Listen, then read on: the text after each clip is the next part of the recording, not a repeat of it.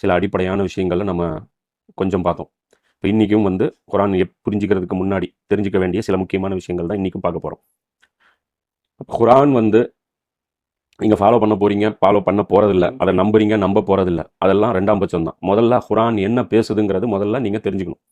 இப்போ அதுக்கே வந்து ஒரு சர்டன் டைம் ஆஃப் பீரியட் வந்து உங்களுக்கு தேவைப்படும். அதுக்கே கொஞ்சம் டைம் வந்து நீங்கள் ஒதுக்கணும்.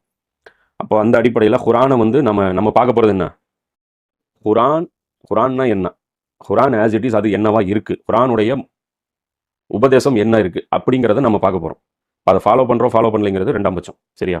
அப்போ இந்த குரானில் வந்து அடிப்படை நம்ம புரிஞ்சுக்கணும் அப்படின்னா ரசூல்லா வந்து சில விஷயங்கள் வந்து சொல்கிறாங்க. அப்போ ரசூல்லாவுடைய அந்த ப்ரெசன்டேஷன் குரானில் நமக்கு என்னெல்லாம் கிடைக்கும் அப்படிங்கிறது நம்ம வந்து முதல்ல வந்து ஒரு ஒரு ரஃப்பான ஒரு பிக்சரை வந்து நம்ம புரிஞ்சுக்கணும். அதுக்கு வந்து ஒரு 6 விஷயங்கள் வந்து நீங்கள் தெரிஞ்சுக்கணும். குரான் வந்து உங்களுக்கு புரியணும் அப்படின்னா ஒரு 6 விஷயங்கள் நீங்கள் வந்து தெரிஞ்சுக்கணும். நம்பர் 1, இந்த வானம் பூமி, இது வானம் பூமி மலைகள் இந்த மிருகங்கள் இது எல்லாமே படைப்புகளுக்கு யார் சொந்தக்காரன்? அல்லாஹ் சொந்தக்காரன். அவன் தான் கிரியேட்டர். மனிதனும் அவனுடைய படைப்புல ஒன்று தான், அவன் தான் ஓனர். இது வந்து முதல் பாயிண்ட். இப்போ இது நம்புறது அல்லாலாம் படைக்கல, அதெல்லாம் ரெண்டாம் பட்சம். குரான் இப்படி பேசுது. இப்போ குரானுக்குள்ளே போகும்போது உங்களுக்கு இந்த எக்ஸ்பீரியன்ஸ்லாம் கிடைக்கும். ஒரு படைப்பாளன் ஒருத்தன் அங்கே உட்காந்துட்டு இருப்பான் குரானுக்குள்ளே. இப்போ அவன் பேசும்போது அவன் யாருன்னு நீங்கள் கேட்கக்கூடாது. அப்போ வந்து முதல் விஷயம், நீங்கள் குரானுக்குள்ளே போகிறதுக்கு முன்னாடி இந்த வானம் பூமி இது எல்லாத்தையுமே படைச்சு எல்லா பொருட்களுக்கும் ஒரே சொந்தக்காரன் யாரு? அல்லாஹ். அவன் தான் ஒட்டுமொத்த ஹோல்சேலான சொந்தக்காரன் அப்படிங்கிறத புரிஞ்சுக்கணும். டன்ஸை போயிட்டு ஷுரு கல்லே தர ஸ்டார்ட் தேகமான் கிரிக்கிறேன் ஸ்டார்ட் கல்லே. அல்லாஹ் ரெண்டாவது பாயிண்ட் என்ன அப்படின்னா, அல்லாஹ் மனிதனுக்கு சரி எது தவறு எதுன்னு காட்டி கொடுத்துருக்கான். சில விஷயங்களில் சுதந்திரம் அவனுக்கு கொடுத்துருக்கான்.